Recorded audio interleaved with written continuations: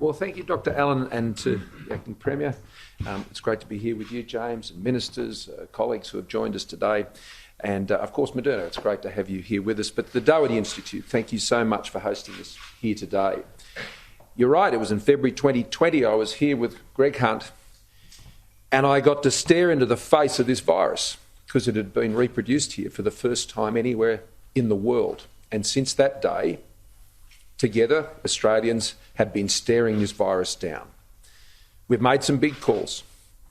We've got the balance right, I believe, working together as a country, working together with states and territories, working together with our health and medical science and research community, which has enabled us to achieve incredible things in this country. We have the lowest fatality rate of almost any country in the world, saved more than 30,000 lives.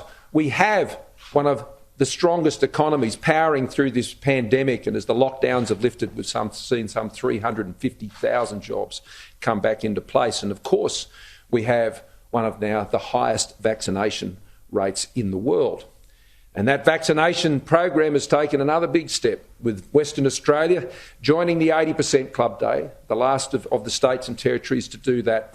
And that it was the product of a national plan, as you said, that was informed by the science of Doherty, the best of the best, to ensure that these vaccination marks that we set, which enabled us to open safely and remain safely open.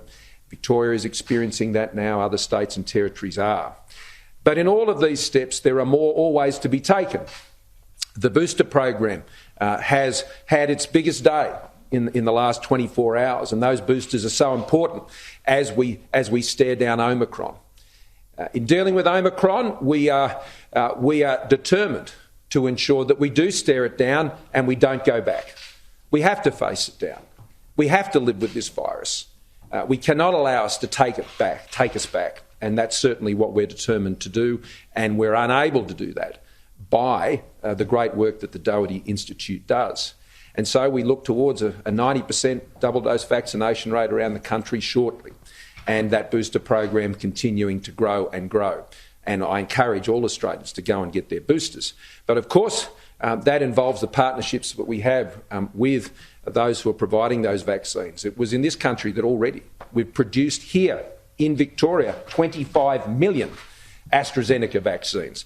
In August of 2020, we did the deal to ensure that that could be done right here in Australia, and that provided the workhorse, the backbone of the vaccination program that has seen us get to where we are today. But we also know during this pandemic, as we've learned many lessons, no government's got everything right. I'm sure James would agree with me. We've all sought to work together to make the best calls we possibly can.